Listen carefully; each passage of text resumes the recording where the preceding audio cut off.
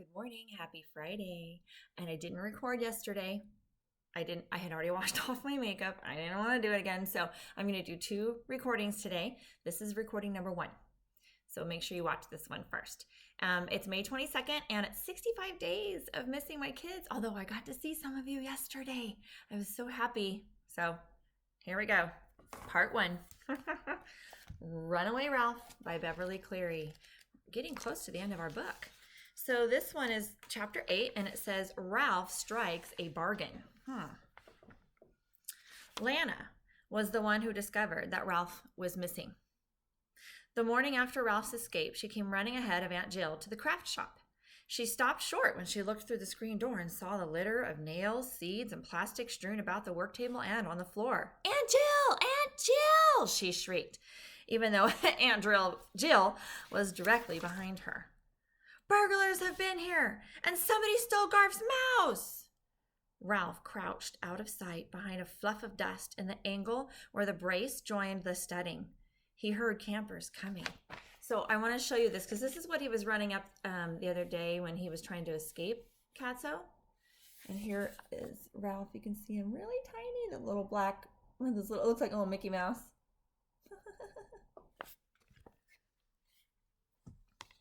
Garf! Garf! Called Lana. Your mouse is gone! Somebody stole your mouse! Hey, look at the mess, said Pete. The mouse cage is all bent, observed Garf. A thief wouldn't have to bend the cage to open it. First a watch, and now a mouse, said another camper. A thief in our midst, cried Lana, eager for excitement and mystery. All right, boys and girls, let's pick up the nails and the seeds and roll up the plastic. Aunt Jill's voice was calm. This crisis was not the first she had met at Happy Acres, nor would it be the last. Then Ralph heard Garf's voice saying, Look at that hole in the screen door. It's big enough for a cat to squeeze through. Good thinking, Garf, said Ralph to himself. He had picked up this phrase from the many school teachers who had stayed at the Mountain View Inn while on their summer vacations. I'll bet Catso got my mouse, said Garf, adding sadly, he was such a good mouse, too. Ralph could not help being pleased by this compliment, and a little sad, too. Of course he was a good mouse. He had known that fact all along, but hearing himself spoken of in the past made him feel that the world would have been a sadder place without him. Garf, you're such a good detective, said Aunt Jill. Catso must be the guilty one. Aunt Jill, you don't think Catso ate the mouse, do you? Lana was awed by the enormity of such a crime. Oh, I hope not, for Garf's sake, said Aunt Jill. What about my sake, thought Ralph indignantly. We'd better look around, said Aunt Jill. Perhaps the mouse is hiding someplace. Instantly, a mouse hunt was organized. But butterfly nets were seized, jars and boxes were moved, craft materials were lifted. Forgot about the door being open and the dog barking. Here, Mousy, Mousy, called Lana. Here, Mousy, Mousy. Oh, as if I would come running, thought Ralph, huddled behind a dusty cobweb in the dark shadows. And here he is. Here's another little picture of him hiding. He chased the mouse out of his home. I mean, that spider. Oh, sorry about the dog. I wasn't thinking. She's probably gonna bark the whole time. Let's just let that go. I guess he's gone, said Garf at last. The first and probably the last mouse I'll ever have. Garf, I'm putting you in charge of repairing the hole in the screen, said Aunt Jill. Get a piece of screen and some wire from Uncle Steve, and we'll make sure Catso won't come in here again. We wouldn't want him to annoy Chum. At that point, the fur along Ralph's spine began to tingle. There's Catso now, cried Lana. Ralph felt the slam of the screen door jar the building as Lana ran out. Bad cat! Bad cat! He heard her shout. The scolding did Ralph's heart good. Later that morning, after his writing lesson, Garf returned with a piece of screen and some wire to repair the hole. His work was frequently interrupted as campers left the craft shop and drifted off to other activities. When Aunt Jill left, Ralph came down from his hiding place in a series of leaps. Doop, doop, doop, doop. Through the screen door, he watched Garf sitting on the step, weaving the wire patch to the screen with a piece of thin wire before he said, "Say, Garf, about my motorcycle." Startled, Garf looked up from his work. "You're alive!" His obvious pleasure was most gratifying to Ralph. "I thought Katso got you." "How come you believed Katso got me when you couldn't believe Katso stole the watch?" demanded Ralph. "I can run and jump, you know. A watch can't." "It just isn't logical for a cat to steal a watch," Garf insisted. "If I show you where the watch is, will you believe me?" asked Ralph. With a look of interest, Garf sat back on his heels. However, he said, "I don't want to have anything to do with that watch. I don't want to be seen near it, or people will start saying I took it again. Most everyone's forgotten about it. I want to keep it that way." "You don't have to go near it," said Ralph. "Just watch me." Flattening himself, he squeezed under the screen door, jumped down the steps, ran out into the bamboo leaves. Suddenly, all the bamboo leaves looked alike. Which leaf was hiding the watch? Ralph didn't know. He looked under one leaf and then the next. He heard Garf mutter, "Huh," and returned to his work. Over by one of the lodges, Lana shouted, "Bad cat! Bad cat!" Ralph pushed some leaves aside and crawled under others. Where was that watch anyway? There was no telling how many leaves had fallen since Katso had dropped the watch. Ralph crawled deeper and deeper into the leaves, and he was finally rewarded by the touch of metal against his paw. Next, Ralph grasped the buckle on the leather strap and tugged. The watch was heavier than he expected, but it slid across the smooth inside surface of the leaf. Ralph waded up through the leaves, pulling with all his strength, and at last he emerged, dragging the watch behind him. "See?" he said. "Told you I knew where it was." "What do you know?" Garf sat down on the step to the craft shop. "You really did. How did the watch get there?" "I told you," said Ralph impatiently. "Katso picked it up in his mouth, carried it out here, batted it around for a while, and finally dropped it where it slid under a leaf." "You know, I believe you're telling the truth," said Garf with wonder in his voice. Duh. "Of course I'm telling the truth." Ralph was indignant. "But what good does it do me?" asked Garf. "You know I can't return it, and if I said Katso stole it, people would laugh." This moment was the one Ralph had been waiting for. First, he pulled some bamboo leaves over the watch to hide it before he faced Garf. "All right," he said. "Let's talk business.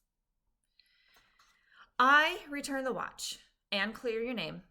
You give me back my motorcycle."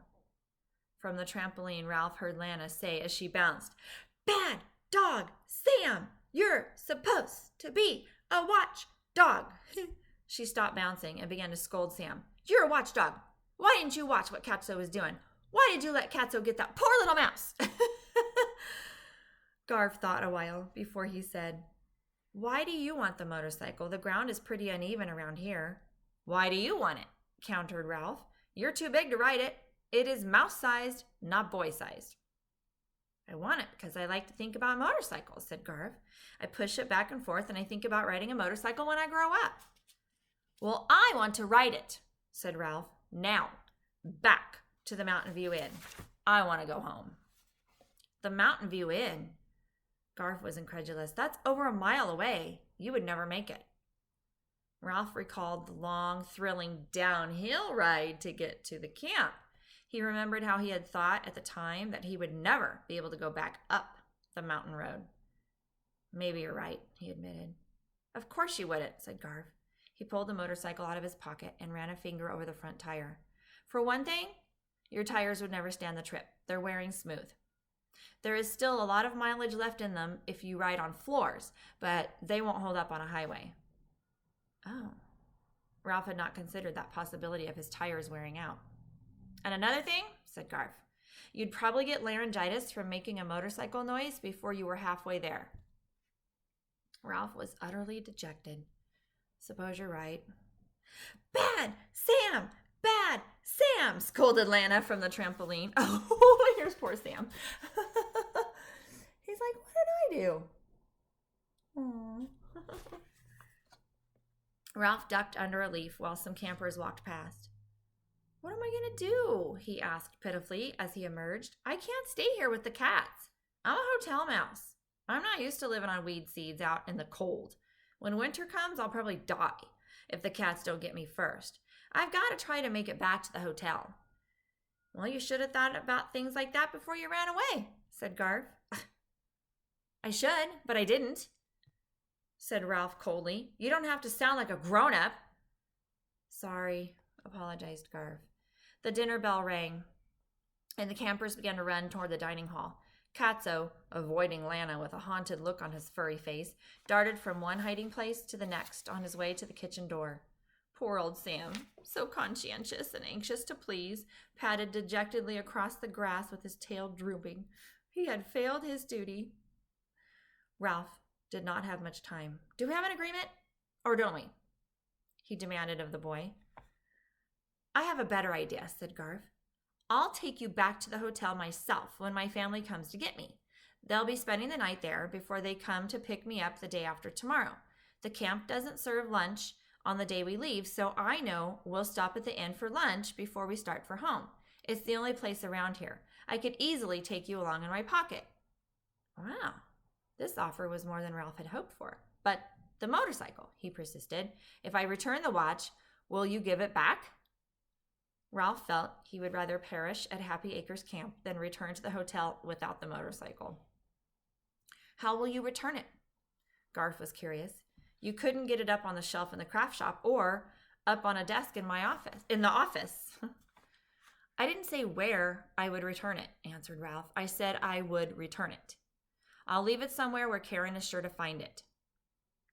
Garf thought this plan over. "But people might think I left it there." Ralph had an answer. "Not if I leave it somewhere boys can't go." "Ew, you mean the girls' bathroom?" asked Garf, visibly impressed by Ralph's idea. "Maybe," said Ralph carelessly. "Or Karen's lodge, or the girls' dressing room by the swimming pool. You better make up your mind or you're going to be late for lunch." "Okay, it's a deal," said Garf suddenly. "You return the watch by tomorrow. I'll give you back your motorcycle. The next day, I'll take you to the inn. But remember, no watch, no motorcycle." "It's a deal," agreed Ralph. "And you might throw in a peanut butter and jelly sandwich for my dinner." "Would you care to shake on it?" asked Garf. And people, I agree, so they're going to shake hands. Ralph extended his whole paw, which Garf took gently between his thumb and forefinger. They shook. "I'll meet you by the bamboo tomorrow after breakfast," said Garf, and he ran off toward the dining hall. "If you're not there, I'll come back later." "I hope I'll be there," thought Ralph, who knew that a night of peril lay ahead of him. A peanut butter and jelly sandwich would help to give him strength and courage.